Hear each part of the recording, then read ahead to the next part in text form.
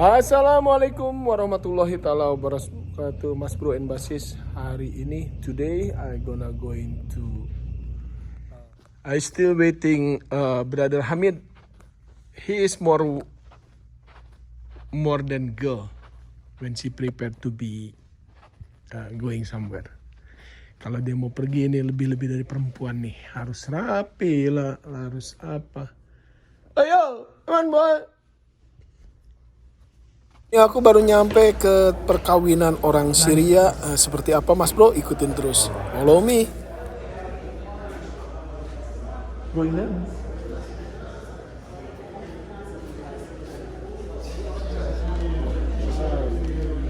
How are you?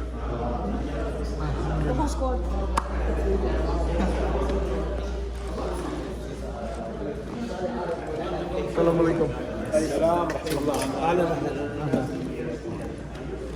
Assalamualaikum. I'm with Jet Li here. We're gonna going pray Maghrib in one masjid. Okay, say salam Jet Li. At-Taqwa Masjid. At-Taqwa Masjid, and with brother Jackie Chan. Jackie Chan over there, man. Oh, number 2. Number 2, Jackie Chan number 2. I'm Jet Li. Oh yeah. You're Jackie Chan. It's okay, man. Jackie Chan, Jet Li. No, I'm Jet Li now. Nama masjidnya Masjid At-Taqwa, lokasinya di New Britain, Connecticut. Yuk kita Mas Bro lihat ke dalam. Sekalian aja bedah masjid ini. Yeah, we need like this. Everybody like to drink water. Okay, let's go. Masjidnya lumayan gede Mas Bro, cuman agak kurang terurus. Pas masuk ini agak-agak bau baju gitu loh. Karpetnya juga kayaknya kurang begitu bersih. Ya mudah-mudahan lah nanti ada yang bersihin.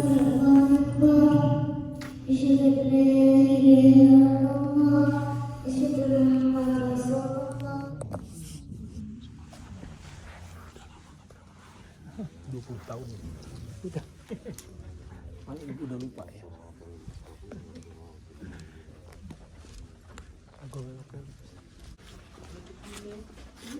Kita go update dan go.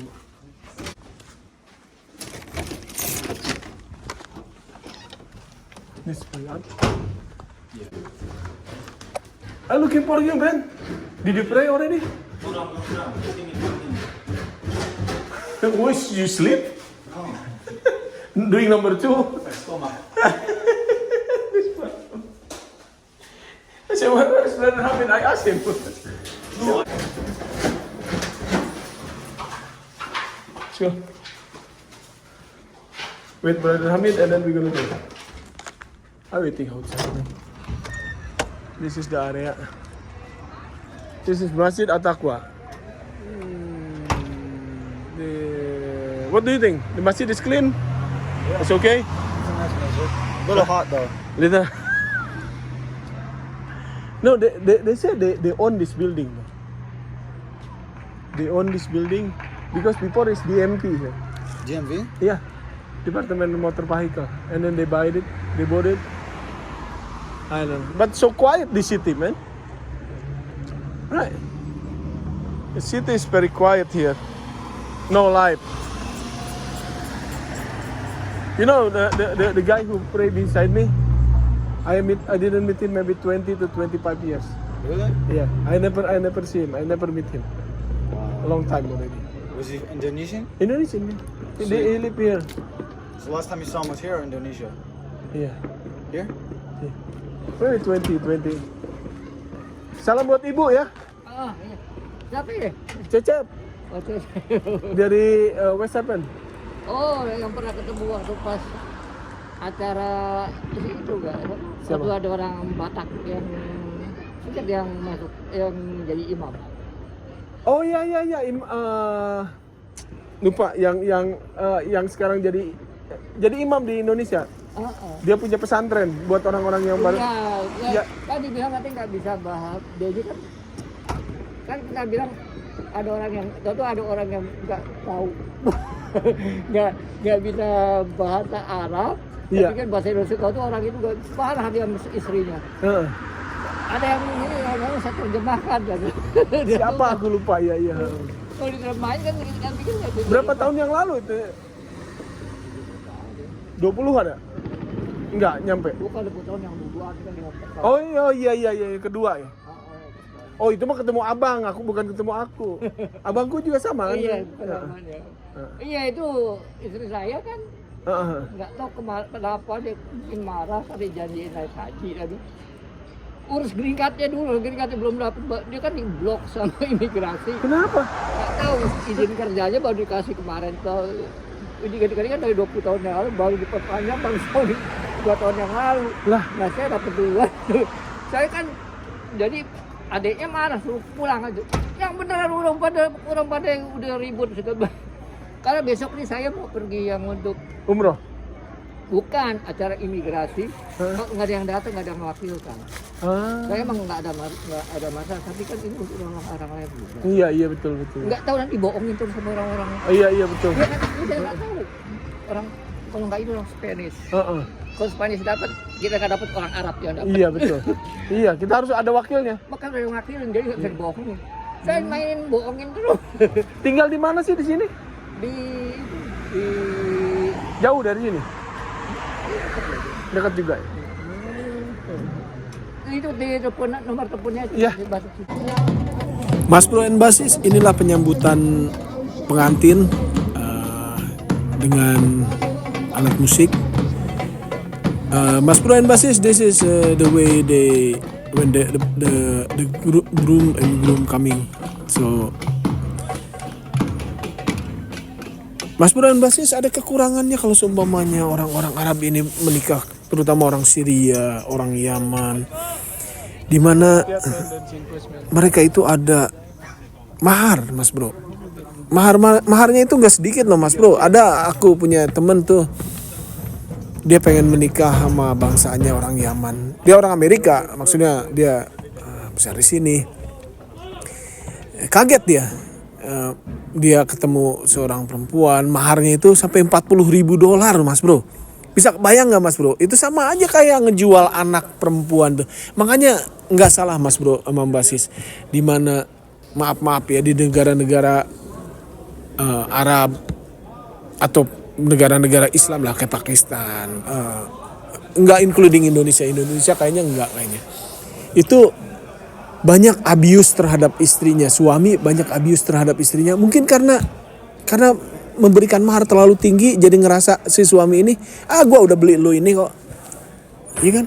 Ini sebuah budaya ini bukan agama, ini budaya yang salah sebetulnya. Sebetulnya Nabi itu cuman bilang berikan sesuatu aja sama perempuan itu untuk maharnya gitu ya, walaupun hanya kecil dari sebuah emas atau apa. Tapi di sini kayaknya itulah kekurangannya dari budaya-budaya, baik itu budaya Arab maupun budaya-budaya Southeast Asian, terutama kayak India atau Afghanistan, di mana seolah-olah kita menjual anak perempuan kita. Sebetulnya itu nggak baik, Mas Bro. Dan juga setelah itu pun kadang-kadang kemarin nih ada sebuah cerita nih, my coworker aku, dia dari Syria. Anaknya itu lelaki mau menikah, ketemu dengan seorang wanita, kemudian kenalan, kemudian datang ke rumah orang tuanya, ibunya datang untuk ngelamar, taunya udah diberikan uang, maharnya itu sekitar $30.000 gitu, Mas Bro. Dia udah memberikan uang mungkin setengahnya sebelum menikah. Kemudian rancunya ini, kacaunya ya, ada kacaprukna.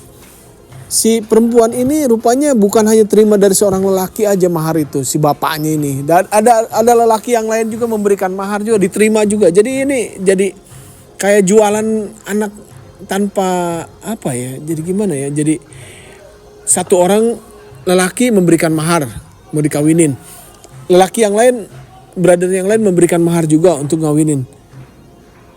Akhirnya si coworker aku ini ngadu sama aku, kata aku, bilanglah sama imam, sama Syekh. Ketika imamnya ngobrol ke si bapak orang tua ini, nggak dianggap juga, Mas Bro. Kebayang nggak, Mas Bro? Seandainya umpamanya dapat dari sono $20.000, dari sini $20.000, udah dapat $40.000, Mas Bro. Nggak usah ngawinin anak. Ini banyak terjadi di Amerika seperti itu. Dan kayaknya bukan hanya di Amerika, mungkin kalau umpamanya ini terjadi di negaranya, di negara Arab atau di negara-negara Yaman atau Sudan, mungkin mereka udah perang saudara, Mas Bro. Tapi kalau di Amerika karena nggak ada bukti, harusnya mereka itu perjanjian di depan notaris atau gimana, tanda tangan atau ada saksi. Ini nggak ada, ngasih mahar aja saking percayanya, akhirnya yang terjadi ya seperti itulah. Ini kakaknya yang ini, yang menikah sekarang ini, kakaknya ini yang terjadi itu. Jadi Mas Bro and Basis, menyedihkan sekali budaya yang ngerusak agama, seolah-olah agama jadinya yang jelek kayak begini, Mas Bro. Ya Mas Bro, ikutin terus nih. Ini sekarang acaranya mereka lagi tari pedang. Ini melambangkan kejantanan seorang lelaki. Kemudian apalagi mereka ini nari-nari ini udah kadang-kadang ya, aku pernah pergi ke satu acara kayak gini juga, nikahan orang ini. Aku udah siap, aku udah tahu nih. Aku makan dulu di rumah, kata aku, nanti di sana baru makan lagi gitu kan. Kalau temen-temenku enggak, kata dia ntar makan di sana. Lu belum tahu lo Arab gimana ceritanya lo. Arab tuh ya kalau umpamanya dia udah nyambut tamu, udah nyambut pengantin datang, pengantin lelakinya pisah kan sama pengantin perempuannya. Biasanya ada gedungnya itu ruangannya berbeda. Nah, si lelaki maupun si perempuan ini ngadain acara gini nih, joget-joget nih sampai jam 12 malam, Mas Bro. Sampai perut tuh bukan hanya keroncongan lagi, udah nggak bunyi lagi, Mas Bro. Pernah tuh satu saat aku pernah sama temen-temen, akhirnya apa? Kita pergi beli makanan lah, beli ayam lah, makan. Akhirnya kata kita, aduh gak tahan nih. Jam berapa makan keluar? Jam 12, udah kita keluar aja lah. Kita makan aja di luar di restoran. Ini banyak terjadi betul kawinan kayak gini. Makanya aku udah tahu nih, ini bakalannya nih nari-nari, joget-joget sampai nyampe jam 12 malam baru mereka makan. Aduh. So Mas Bro and Basis, this is the way the Syrian married. Usually they do dancing, they do the what is that with the sword dancing. But the problem is the time for dinner. Usually they dinner at 12 a.m. in the morning. They dancing from after Maghrib. You see, after Maghrib they dancing, and then something like that until 12 o'clock in the night. And then after that they eat. Come on, man. I'm hungry. So, but like me, I know about their culture. So I eat first before I coming to this party. But for some friend of mine, they don't know. They just say, I'm hungry. Say, what I gonna do? I say, let's go outside, go to the restaurant, eat. That's it. Okay, Mas Bro, thank you very much for watching my video. This is one of the Syrian wedding. The bad thing about the Arabic culture and then the like South African or Southeast Asian culture, when they try to marry, they put the mahar is very high. Some of them is until $40,000. That is not right. You look like you sell your daughter for them. This is happened so many places in America, and this is maybe it's happened in their country too. So, la haula wala quwata illa billah. Thank you very much for watching my video, Mas Bro. May Allah bless you, and may Allah accept our Ramadan coming soon, right? Insyaallah. So, Mas Bro and Basis, keep me in your doa, insyaallah. Assalamualaikum warahmatullahi wabarakatuh.